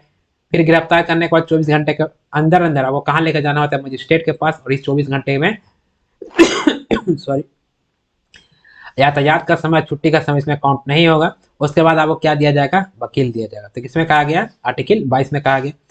आर्टिकल 17 में आपको अस्पृश्यता क्या, यानी कि अस्पृश्यता मतलब छुआछूत, यानी छुआछूत के आधार पर आपको भेदभाव नहीं करना। अगर आप ऐसा करते हैं, पकड़े गए, सबूत मिल गया, तब आपको सजा हो सकती है। यानी प्रश्न संख्या 56 क्लियर है। अगला देखते हैं प्रश्न संख्या 57 क्या कहता है। प्रश्न संख्या 57 कह रहा है कि भारतीय संविधान कोई अपराध किए जाने के लिए किसी समान व्यक्ति को, जिसे किसी कानून, किसी समान विधि के अंतर्गत गिरफ्तार किया गया हो। आ गया ना प्रश्न। भारतीय संविधान कोई अपराध किए जाने के लिए किसी समान व्यक्ति को, जिसे किसी समान विधि यानी कानून के अंतर्गत गिरफ्तार किया गया हो, निम्नलिखित में से कौन सा अधिकार प्रदान करता है, आपको बताना है। ऑप्शन क्या कह रहा है, गिरफ्तारी के कारण शीघ्रता से जानने का अधिकार है। मतलब अगर पुलिस आपको गिरफ्तार करती है तो आपको उसका कारण भी बताएगी, ठीक है, यानी आपको वारंट दिखाएगी। और वारंट क्या होता है, कोई व्यक्ति आपके खिलाफ जो एफआईआर दायर करता है, वही आपके खिलाफ क्या बन जाता है, वारंट बन जाता है। यानी गिरफ्तारी के कारण शीघ्रता से जानने का आपको अधिकार है। गिरफ्तारी से संरक्षण आपको 3 प्रकार के अधिकार दिए गए हैं दंडात्मक में, ठीक है। और दूसरा कर रहा है कि अपील रुचि के अनुरूप वकील से परामर्श लेने और बचाव करने का भी अधिकार है। ऑप्शन सी कह रहा है कि गिरफ्तारी के 24 घंटे के अंदर मजिस्ट्रेट के समक्ष प्रस्तुत किए जाने का अधिकार है। ऑप्शन डी कह रहा है कि उपयुक्त सभी अधिकार आपको दिए गए। सॉरी, आपको बताना है इसका सही जवाब क्या होगा। देखिए आर्टिकल, यह प्रश्न किससे है, आर्टिकल 22 से। और मैंने आर्टिकल ने बताया इसमें 2 चीजें हैं, दंडात्मक और निषेधात्मक। दंडात्मक में क्या है कि आपको पुलिस अगर गिरफ्तार करती है तो सबसे पहले आपको दिखाएगी वारंट, ठीक है, यानी बिना वारंट को दिखाए आपको पुलिस गिरफ्तार नहीं कर सकते। वारंट क्या होता है, कोई व्यक्ति, दूसरा व्यक्ति आपके ऊपर जो एफआईआर करता है, वही आपके खिलाफ क्या बन जाता है, वारंट बन जाता है। फिर आपको पुलिस गिरफ्तार कर ली, 24 घंटे के अंदर उसको कहाँ लेकर जाना होता है, मजिस्ट्रेट के पास लेकर जाना होता है। उसके बाद आपको क्या दिया जाएगा, वकील दिया जाएगा। तो ये तीनों अधिकार जो आपको भारतीय संविधान का आर्टिकल 22 के तहत किसी भारतीय नागरिकों को दिया गया है। यानी कि गिरफ्तार करेगा तो आपको वारंट बताएगा, यानी कारण बताएगा। 24 घंटे के अंदर आपको मजिस्ट्रेट के पास लेकर जाना होता है, और आप अपने किसी भी वकील से परामर्श ले सकते हो, अपने बचाव की बातें रख सकते हो। यानी कि ए भी सही है, बी भी सही है और सी भी सही है। The right answer to this question is क्या हो जाएगा, ऑप्शन डी, यानी उपयुक्त सभी के अधिकार आपको आर्टिकल 22 के तहत दिए गए हैं। अगला प्रश्न देखते हैं, प्रश्न संख्या 58 क्या कहता है। प्रश्न संख्या 58 कह रहा है कि धार्मिक स्वतंत्रता का अधिकार संविधान के किन अनुच्छेदों में वर्णित है। किसका अधिकार, धार्मिक स्वतंत्रता का अधिकार, ठीक है। ऑप्शन क्या कर रहा है, अनुच्छेद 14 से 18, अनुच्छेद 19 से 22, अनुच्छेद 23 से 24, अनुच्छेद 25 से 38। आपको बताना है सही जवाब, बताइए what should be the right answer. देखिए फंडामेंटल राइट्स के अंतर्गत कितने प्रकार के अधिकार हैं, 7। फंडामेंटल राइट्स के अंतर्गत कितने प्रकार के अधिकार हैं, 7। कौन कौन से, समानता का अधिकार, स्वतंत्रता का अधिकार, शोषण का विरोध अधिकार, धार्मिक स्वतंत्रता का अधिकार, शिक्षा और संस्कृति का अधिकार, संपत्ति का अधिकार, इसको तो हटाकर कानूनी अधिकार कर दिया गया। फिर आपको संवैधानिक उपचार, हम डिटेल से बात कर चुके हैं। अच्छा, इसमें 14 से 18 क्या है होगा, 14 से 18 में कहा गया है समानता का अधिकार, समानता का अधिकार। अगर आपको फंडामेंटल राइट डिटेल से जानना है तो राकेश कुमार ऑफिशियल 1998 यूट्यूब पे सर्च कीजिए, हमारा चैनल आएगा राकेश कुमार ऑफिशियल, आप उस पर प्लेलिस्ट बना हुआ है आपका 10 मिनट जीके सीरीज है भारतीय संविधान का, उसमें मैंने डिटेल से सारे क्लास के बारे में इन चीज़ों के बारे में बताया हुआ है, ठीक है। अनुच्छेद 19 से 22 में क्या है, यह आपको स्वतंत्रता का अधिकार देता है, स्वतंत्रता का अधिकार देता है।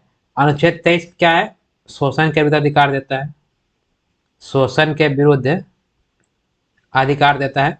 अच्छा, ये आपको 25 से 30 नहीं होगा, क्या होगा 25 से 28, ठीक है, और 29 से 30 यानी 25 से 28 क्या दे रहा है आपको 25 से 28 जो है आपको धार्मिक स्वतंत्रता का अधिकार देता है, धार्मिक स्वतंत्रता का अधिकार आपको देता है। और 29-30 और शिक्षा एवं संस्कृति का अधिकार देता है, शिक्षा एवं संस्कृति। क्लियर है। अरे प्रश्न में पूछ रहा था कि सॉरी कि धार्मिक स्वतंत्रता का अधिकार संविधान के किस अनुच्छेद में है, ठीक है, तो ऑप्शन क्या हो जाएगा इसका सही जवाब, यानी कि 25 से यहाँ पर 30 नहीं होगा, क्या हो जाएगा 28 होगा, यानी क्या होगा 25 से 28। The right answer to this question is क्या होंगे ऑप्शन डी। क्लियर है कि इसमें जो है अब वो कौन कौन सा अनुच्छेद है 25 में अंतःकरण के बारे में बताया गया है, किसी भी धर्म को मानने के लिए स्वतंत्र हो। अनुच्छेद 26 में आप धार्मिक कार्यों के मैनेजमेंट का आपको अधिकार दिया गया है सामूहिक रूप से।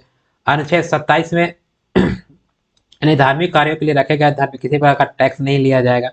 अनुच्छेद 28 में कहा गया कि जो भी सरकारी पैसे से जो विद्यालय चल रहे हैं या कोई भी यूनिवर्सिटी या कोई भी संस्थान शिक्षक मतलब शिक्षा का संस्थान चल रहा है उसमें कोई किसी प्रकार का धार्मिक शिक्षा नहीं दी जाएगी। क्लियर है, किसमें कहेगा अनुच्छेद 28 में। तो धार्मिक स्वतंत्रता का अधिकार अनुच्छेद कहां से कहां तक है, अनुच्छेद 25 से लेकर अनुच्छेद 28 तक है। क्लियर है, यानी कि 58 प्रश्न का सही जवाब क्या हो जाएगा ऑप्शन डी 25 से 28। अगला प्रश्न देखते हैं, प्रश्न संख्या 59 क्या कहता है। प्रश्न संख्या 59 कह रहा है कि भारतीय संविधान के अनुच्छेद 25 का संबंध किससे है, बताना है आपको। समानता के अधिकार से, संपत्ति के अधिकार से, धर्म की स्वतंत्रता से या अल्पसंख्यकों की स्वतंत्रता से। बताइए what should be the right answer, सही जवाब क्या होगा। देखिए किसे पूछ रहा है अनुच्छेद 25। देखिए अनुच्छेद आर्टिकल 25 में क्या है अंतःकरण, क्या है अंतःकरण, इसी को कॉन्साइन कहा जाता है, कॉन्साइंस। ठीक है, अंतःकरण मतलब क्या है कि आप किसी भी धर्म में मान सकते हो, मानने के लिए स्वतंत्र हो, किसी भी धर्म का प्रचार करने का स्वतंत्र हो, किसी धर्म में आस्था रखने के लिए स्वतंत्र हो। ठीक है, इसमें कहा गया आर्टिकल 25 में, यह आपको व्यक्तिगत रूप से होता है। अंतःकरण के तहत ही सिख लोग पगड़ी बांधते हैं यानी कृपान बांधते हैं, या मुस्लिम लोग टोपी पहनते हैं, हिंदू लोग जो है आपको या मुस्लिम महिला जो है आपको बुर्का पहनती है। क्लियर है, तो ये सभी अधिकार जो है वह धार्मिक स्वतंत्रता का अधिकार देता है।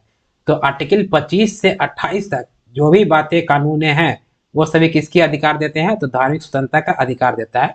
तो आर्टिकल 25 जो है किससे संबंधित हो जाएगा, यानी कि धार्मिक स्वतंत्रता से, यानी कि धर्म की स्वतंत्रता प्रदान करता है। यानी the right answer to this question क्या हो जाएगा ऑप्शन सी, यानी कि धर्म की स्वतंत्रता का अधिकार देता है आपको आर्टिकल 25। अच्छा, और देखते हैं और ऑप्शन क्या कह रही है। ठीक है, और ऑप्शन क्या कह रही है, समानता का अधिकार। समानता का अधिकार कहां से कहां तक है 14 से लेकर के 18 तक। क्या है, संपत्ति का अधिकार अनुच्छेद 31, और इसको जो है आपको मौलिक अधिकार से भी हटा गया, किसमें कर दिया गया कानूनी अधिकार में। यह भी मौलिक अधिकार नहीं है, क्या है कानूनी अधिकार है, और इसे आर्टिकल 31 से हटा करके अनुच्छेद 300 के काम में जोड़ा गया है। ठीक है, अल्पसंख्यकों की स्वतंत्रता, अल्पसंख्यकों की स्वतंत्रता जो है वो आर्टिकल 29 और आर्टिकल 30 है। क्लियर है, आर्टिकल 29 और आर्टिकल 30। आर्टिकल 29 में कहा गया है कि जाति, धर्म, संस्कृति और भाषा के आधार पर किसी भी शिक्षण संस्थान या विद्यालय में अल्पसंख्यक यानी कि माइनॉरिटी को आप शिक्षा से वंचित नहीं कर सकते।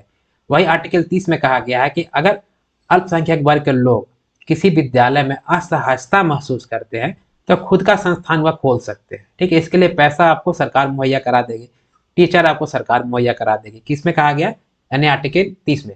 यानी आर्टिकल 29 और 30 किसके लिए है, माइनॉरिटी के लिए है, यानी कि मतलब अल्पसंख्यकों को यह अधिकार दिया गया है। यानी अल्पसंख्यकों की स्वतंत्रता किसमें है, आर्टिकल 29 और 30 में है। यानी कि प्रश्न पूछा गया था कि अनुच्छेद 25 का संबंध किससे है, तो धार्मिक स्वतंत्रता के अधिकार से है, यानी ऑप्शन सी होगा इसका सही जवाब। अगला प्रश्न देखते हैं, प्रश्न संख्या 60, और आज का यह आपका लास्ट प्रश्न होगा, फिर हम 61 से 80 तक अगले क्लास में करेंगे। कह रहा है प्रश्न संख्या 60 की धार्मिक स्वतंत्रता के अधिकार में संविधान के अंतर्गत सम्मिलित है। ठीक है, यानी कि 4 आपको बताए गए हैं। ठीक है, ये होगा 1, ये होगा 2, ये हो जाएगा 3 और ये हो जाएगा 4। 4 ऑप्शन आपको दिए गए हैं। आपको बताना है कि धार्मिक स्वतंत्रता के अधिकार संविधान के अंतर्गत सम्मिलित है। ठीक है, क्या बोल रहा है? पहला कह रहा है, ये हो जाएगा ऑप्शन ए, बी, सी और डी। देखिए, कह रहा है कि धर्म प्रचार करने का अधिकार धार्मिक स्वतंत्रता में आएगा। धर्म का प्रचार करने का अधिकार आएगा। किसमें कहा गया? आर्टिकल 25 में। ठीक है, 25 के तहत अंतःकरण आप किसी भी धर्म का प्रचार कर सकते हो, आस्था रख सकते हो, किसी धर्म को मानने के लिए स्वतंत्र। किसमें? आर्टिकल 25 में है। ये धर्म का प्रचार करने का अधिकार आपको मौलिक अधिकार यानी कि धार्मिक स्वतंत्रता के अंतर्गत आएगा। कह रहा है सिखों को कृपाण धारण करने की स्वतंत्रता, ये भी आपका किसमें आएगा? आर्टिकल 25 में ही आएगा। ठीक है, आर्टिकल 25 के अंतर्गत आता है। यानी सिख लोग पगड़ी बांध सकते, कृपान बांध सकते, मुस्लिम लोग टोपी पहन सकते, मुस्लिम महिला बुर्का पहन सकती है। ठीक है, हिंदू वर्ग के लोग जो है वह तिलक लगा सकते हैं, पूजा कर सकते हैं। ठीक, क्लियर है? यानी कि सिख का कृपान धारण करना किसके अंतर्गत आता है? धार्मिक स्वतंत्रता के अंतर्गत है। यानी आर्टिकल 25 में कहा गया है राज्यों को समाज सुधारक विधि निर्माण का अधिकार है। देखिए, राज्यों को समाज सुधारक विधि निर्माण का अधिकार है। फिर कह रहा है कि धार्मिक निकायों को लोगों को धर्म परिवर्तन कराने का अधिकार। देखिए, यहाँ पर राज्य जो है यह समझना होगा आपको। राज्य कहने का मतलब यहाँ पे वेस्ट बंगाल, यूपी या बिहार राज्य से नहीं है। राज्य मतलब क्या है कि वह संस्था जो स्वयं नियम कानून बनाने के लिए स्वतंत्र होती है। जैसे आपका बीसीसीआई, इनकम टैक्स, रेलवे या कोई भी डिपार्टमेंट जिसका खुद का मंत्री हो, वह अपने आप में क्या है? राज्य, जिसके ऊपर दूसरे का कानून लागू नहीं होता है। ठीक है, वह अपने आप में क्या है? राज्य। क्लियर है? यानी कि राज्य का समाज सुधारक विधि निर्माण करने का अधिकार है। यानी कि क्या है कि अगर मान लिया कोई रेलवे क्या है अपने आप में स्टेट है यानी कि राज्य है, तो वह समाज सुधारक जो है वह कानून बना सकती है। क्लियर है? कानून बना सकती है जिससे समाज का सुधार, यानी समाज सुधारक कानून बना सकती है। राज्यों को यह अधिकार है। अच्छा, ये राज्य में जो है ये सभी 28 राज्य भी आ जाएंगे। साथ ही साथ वो प्रत्येक डिपार्टमेंट आ जाएगा जिसका खुद का क्या हो? मंत्री हो। क्लियर है? भारत का सबसे बड़ा राज्य कौन है? संसद, क्योंकि इसमें लोकसभा, राज्यसभा और राष्ट्रपति स्वयं आ जाते हैं। सबसे बड़ा और सबसे मजबूत राज्य क्या है? संसद है। यानी कि राज्यों को समाज सुधारक विधि निर्माण का अधिकार है, यह भी सही है। यानी कि धर्म प्रचार करने का अधिकार है, सिखों कृपान धारण करने का अधिकार और राज्यों को समाज सुधारक विधि निर्माण करने का अधिकार है। ऑप्शन डी कहता है कि धार्मिक निकायों का लोगों को, जो धार्मिक निकाय के लोग हैं, ठीक है, मतलब कि जो कहते हैं ना कि हम इस धर्म के मतलब बाबा है, जैसे शादीशुदा, शादीशुदा बोल रहे हैं, जैसे हिंदू धर्म में बड़े बड़े गुरु होते हैं। ठीक है, मठ में आप जाएंगे तो बड़े बड़े गुरु हैं, महंत हैं, तो उन्हें कहा जाता है धार्मिक निकाय के लोग, माने कि उस धर्म से जो जुड़े लोग हैं उनको जो है उन लोगों को धर्म परिवर्तन कराने का अधिकार है। यानी कि जो मठ के जो बड़े बड़े महंत हैं उनको यह अधिकार है कि किसी व्यक्ति का धर्म परिवर्तन करा दे, नहीं है। हाँ, अगर कोई व्यक्ति खुद से स्वेच्छा से अपना धर्म बदलना चाहता है तो वह बदल सकता है, लेकिन कोई भी धार्मिक निकाय के लोग वो उसका जबरदस्ती धर्म परिवर्तन नहीं करा सकता है। यह अपराध है। क्या है? यह अपराध, यह मौलिक अधिकार नहीं। हाँ, अगर हमारा मन है हम क्रिश्चियन बन जाए तो क्रिश्चियन बन सकते हैं, लेकिन अगर कोई जबरदस्ती हमको क्रिश्चियन बनाएगा हमारे इच्छा के विरुद्ध, ऐसा वो नहीं कर सकता। अगर वह ऐसा करता है तो वो अपराध के हकदार होगा और उसको जो है वह सजा होगी। क्लियर है? यानी कि धार्मिक निकायों को, धार्मिक निकाय के जो भी लोग हैं उसमें धर्म परिवर्तन कराने का अधिकार उनको नहीं दिया गया। हाँ, हमें है। हम अगर हमारा इच्छा है हम स्वेच्छा से धर्म बदल सकते हैं। ठीक है, यह अंतःकरण के अंतर्गत आएगा। यानी कि ये क्या होगा? ऑप्शन डी, यानी ऑप्शन 4 जो है, ठीक है, ये आपका नहीं होगा। यानी कि इसका कौन कौन सा सही जवाब हो जाएगा? धर्म प्रचार करने का अधिकार है, सिखों को कृपान धारण करने का अधिकार है, राज्यों को समाज सुधारक विधि मतलब कानून बनाने का अधिकार दिया गया है। वो कानून बना, समाज सुधारक कानून बना ही सकता है। ठीक है, यानी कि ऑप्शन 1 सही, 2 सही, 3 सही, यानी कि option A is the right answer of this question is. तो आज का क्लास के लिए बस इतना ही रखते हैं। ठीक है, फिर हम अगले क्लास में करेंगे प्रश्न संख्या 61 से लेकर के प्रश्न संख्या 80 तक। ठीक है, इसमें टोटल 6 पार्ट में क्लास आने वाले हैं, जिसमें हमने 2 पार्ट का क्लास कर लिया है। ठीक है, आज हमने 3rd पार्ट का क्लास किया, 3 पार्ट की क्लास और होगी, मतलब 60 क्वेश्चन और हम करेंगे इसमें फंडामेंटल राइट्स में। मेरा कोशिश होगा कि एग्जाम में किसी भी प्रकार का प्रश्न इस फंडामेंटल राइट से ना छूटे, इसलिए मैं प्रत्येक प्रश्न का उसका जवाब का तो एक्सप्लेनेशन करता ही हूँ, साथ ही साथ उसमें जो भी ऑप्शन दिए जाते हैं उसका भी हम एक्सप्लेनेशन कोशिश कर रहा हूँ कि आपको डिटेल में हम समझा सकें। तो आज के प्रश्न के लिए, आज के क्लास के लिए बस इतना ही रखते हैं। ठीक है, फिर मिलते हैं हम अगले क्लास में। हाँ, अगर हमारे चैनल को सब्सक्राइब अभी तक आपने नहीं किया है तो प्लीज़ जाकर चैनल को सब्सक्राइब कीजिए, क्लास को लाइक कीजिए और अपने दोस्तों और फैमिली को शेयर करना ना भूलें। और आप बेल नोटिफिकेशन को दबा करके रखें ताकि आपको हमारी जो भी क्लास आएगी उसकी नोटिफिकेशन आपको मिलती रहेगी। तो चलिए फिर मिलते हैं हम अगले क्लास में, तब तक के लिए जय हिंद, जय भारत, नमस्कार।